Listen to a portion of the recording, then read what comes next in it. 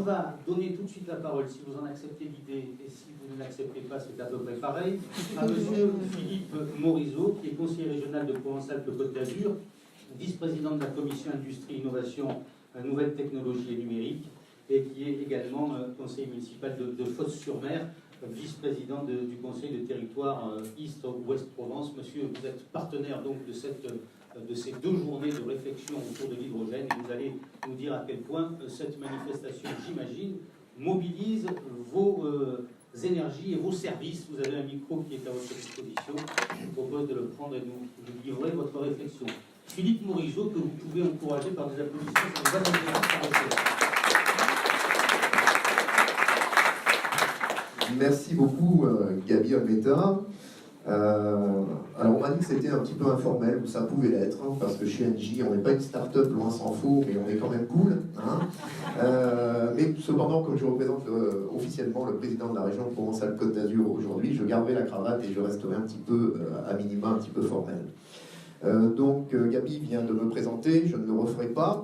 J'ai le plaisir et l'honneur de représenter Renaud Muselier ce matin, président de notre belle région Provence-Alpes-Côte d'Azur, ainsi que notre collectivité, et de vous souhaiter en nos noms la bienvenue à l'occasion du lancement de ce FabCamp inédit sur le thème de l'hydrogène.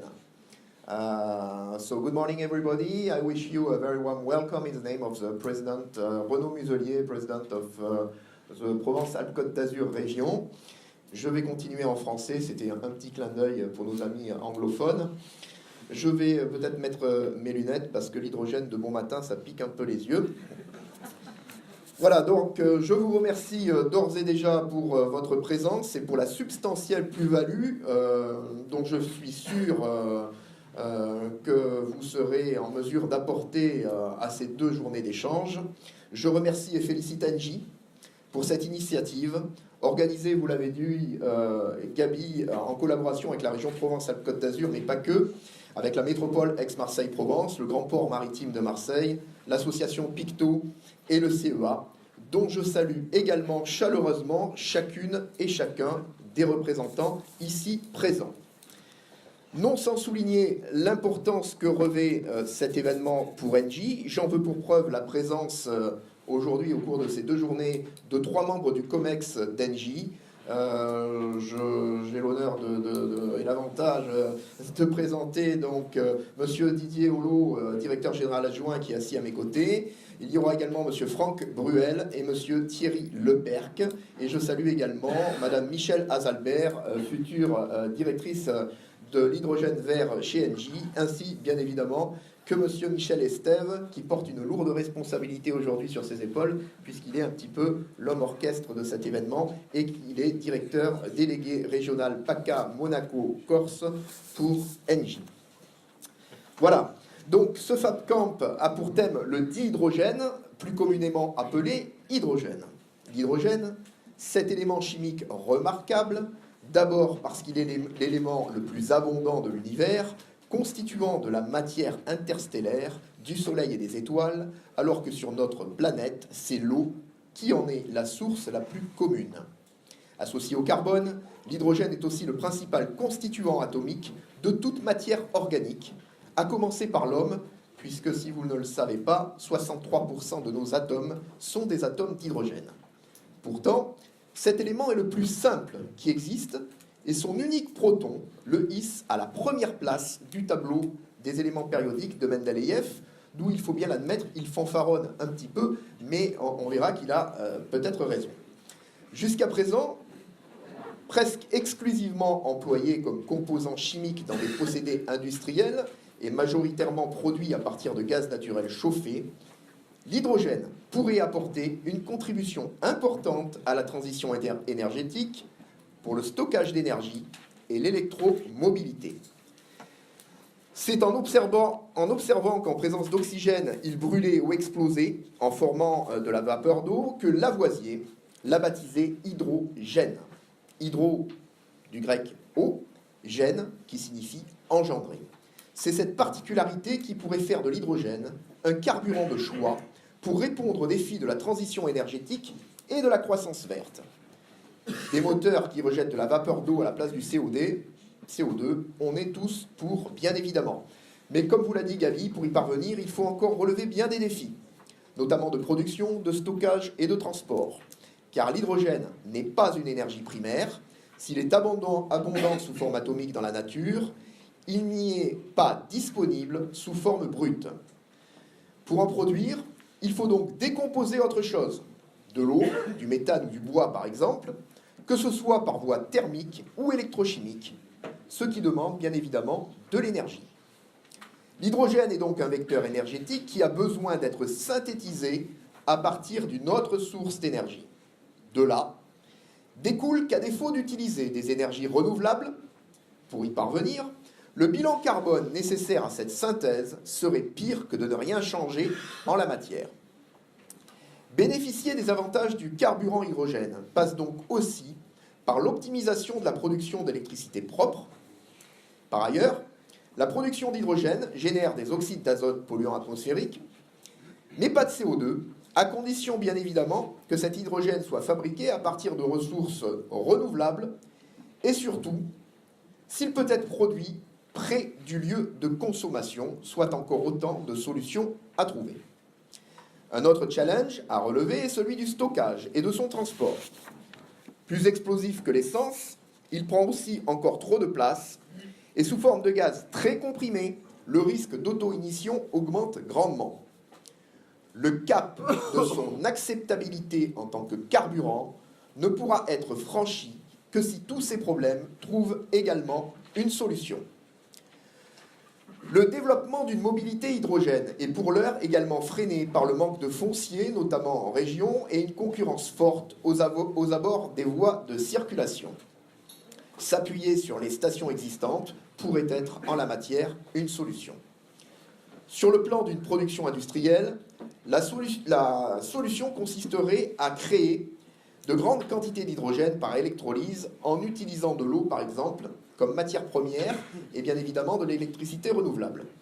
Le power to gas, puisque c'est dont il s'agit, permettrait aussi de stocker l'électricité renouvelable en la transformant en gaz afin de résoudre le problème du décalage entre le temps de production et le temps de consommation et tendre ainsi vers une continuité d'approvisionnement en énergie renouvelable sans recours aux énergies fossiles ou fissiles. On peut ajouter une étape à ce processus, la transformation d'hydrogène en méthane de synthèse par méthanation, qui permet l'absorption et le recyclage de CO2 industriel. C'est par exemple tout l'enjeu du démonstrateur Jupiter 1000 à Fos-sur-Mer, projet soutenu par la région et coordonné par GRT Gaz, en collaboration avec les industriels de la plateforme Picto, portée par le Grand Port Maritime de Marseille.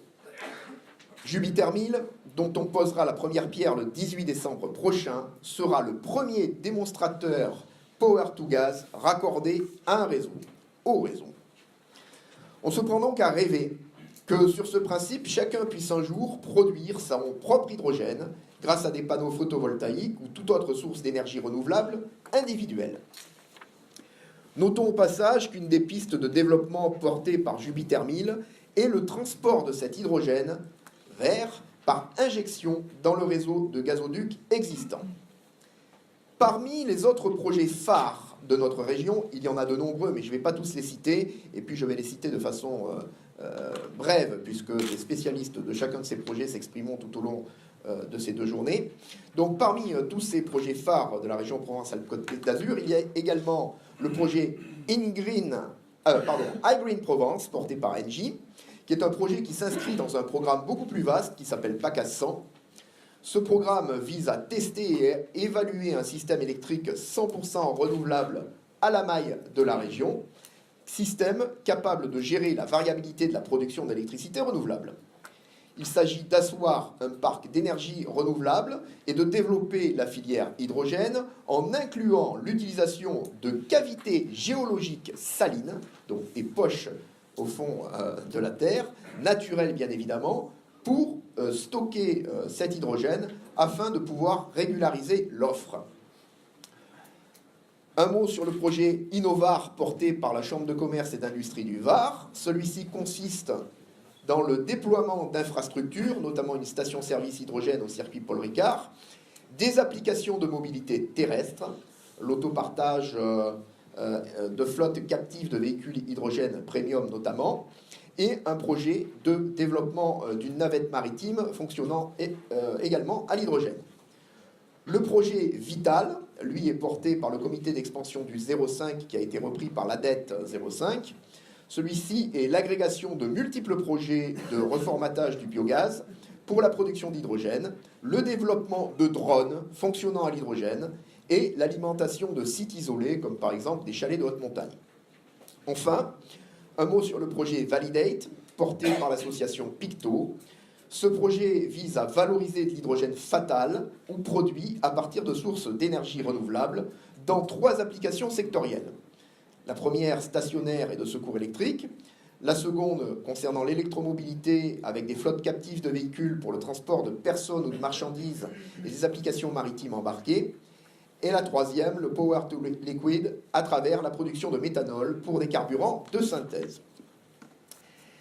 La région PACA s'est fixée pour ambition d'être à 100% d'énergie renouvelable à l'horizon 2050.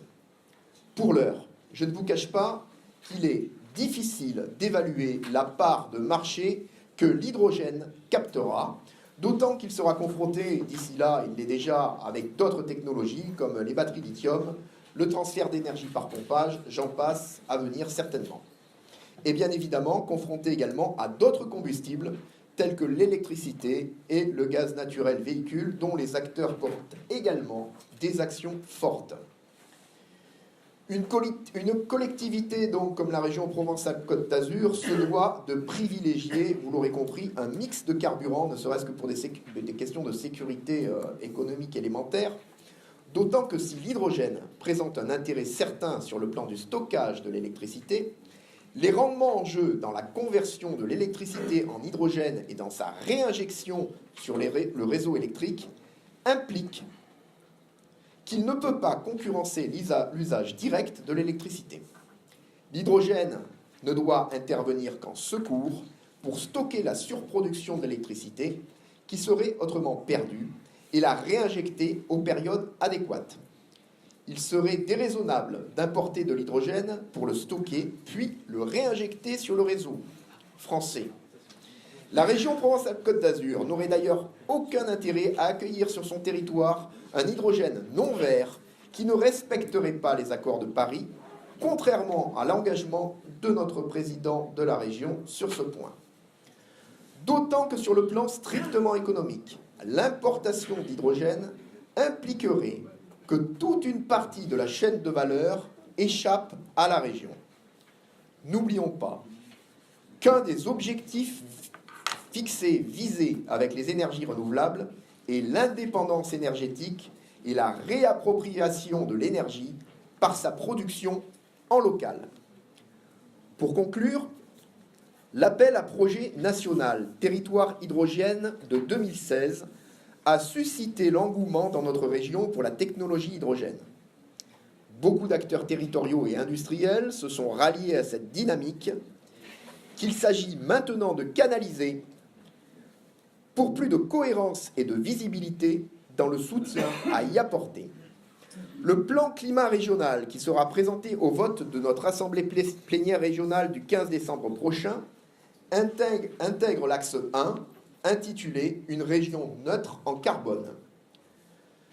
Cet axe soutient les nouvelles filières d'énergie renouvelable et en particulier celle de l'hydrogène. Ce plan est décliné dans la stratégie 100% énergie renouvelable, 100% efficace, qui sera présentée au vote en mars 2018. Il prévoit la mise en place d'un programme chapeau pour coordonner les actions et leur donner une meilleure visibilité et une meilleure lisibilité, avec pour objectif de propulser la région Provence-Alpes-Côte d'Azur sur le devant de la scène européenne, voire internationale, en matière de technologie hydrogène. Pour finir, en ce qui concerne les transports, la région a rendu public le 8 octobre 2017 sa stratégie régionale. Parmi les actions proposées figure l'étude des solutions alternatives à l'électrification des lignes ferroviaires et le renouvellement progressif de nos flottes d'autocars avec des solutions moins carbonées, dont certaines sont déjà expérimentées, comme par exemple l'électricité et le GNV. L'hydrogène fait partie des solutions envisageables et étudiées. Voilà, mesdames et messieurs, je vous remercie de votre attention et je vous souhaite un FabCamp énergique et fructueux. Philippe Morizot. Voilà, alors, deux enseignements de l'intervention de Philippe Morizot. Le premier, c'est que contrairement à ce qu'on dit, les élus travaillent leur sujet et leur dossier. Vous avez vu qu'ils connaissaient l'hydrogène sur le bout des doigts. Le deuxième, c'est qu'on a bien affaire à un élu et que, comme tous les élus, il sait souffler le chaud et le froid. Nous expliquons dans un premier temps que l'hydrogène est la réponse à tous les maux, puis nous disons quand même que dans la région, on va se méfier et qu'on est pour un mix énergétique équilibré.